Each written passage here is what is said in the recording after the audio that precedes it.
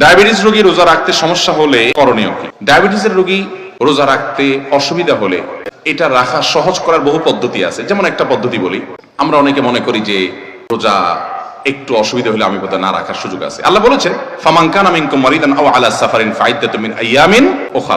যে ব্যক্তি অসুস্থ থাকে সে অন্য সময় রোজা রাখলে হবে, কিন্তু অসুস্থতার ডেফিনিশন কি? এমন অসুস্থতা অবস্থায় রোজা রাখলে আপনার জীবন হানি হতে পারে, আপনার অঙ্গ হানি হতে পারে, আপনি তখন রোজা না রাখার সুযোগ আছে। আপনি একটু অসুস্থ, একটু শরীরটা খারাপ, এই অজুহাতে রোজা রাখবেন না। যুবক মানুষ আছে রোজা রাখে না, কি হয়েছে? বলে আমার গ্যাস্ট্রিক। আরেকজন রোজা রাখে না, কি হয়েছে? আমার প্লাস্টিক।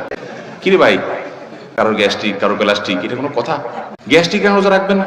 ডায়াবেটিসের কেন রোজা রাখবেন না? বহু ডায়াবেটিসের রোগীকে আমি রোজা রাখতে দেখেছি, কই তাদের তো অসুবিধা হচ্ছে না, আরো বরং ভালো হয় বলে।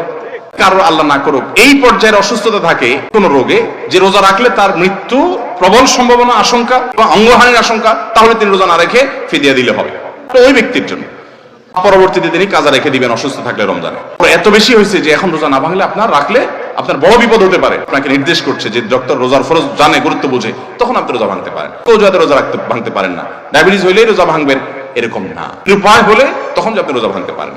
অনেকে আছে আমাদের মা বোনরা, তারা গর্ভবতী, বলে যে গর্ভবতী অবস্থা রোজা রাখবো কিনা।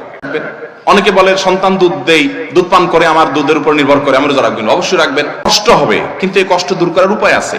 এর কাজগুলো রাতে করেন, একটু বেশি সময়, দিনে একটু বেশি সময় রেস্ট করেন, শুয়ে বসে কাটায় দেন, যে দিন দেখতে দেখতে পার হয়ে গেছে। বিভিন্ন ভাবে চেষ্টা করলে সম্ভব হয়। নিরুপায় হয়ে গেলে তখন তো অবশ্যই কিছু মায়েরা আছেন যে গর্ভবতী অবস্থায় তারা কিছুই পান করতে পারেন না, খেতে পারেন না, অনবরত বমি হয়, ভয়ঙ্কর অবস্থায় বেড রেস্টে চলে যায়, স্যালাইনে থাকতে হয়, তাদের কথা ভিন্ন।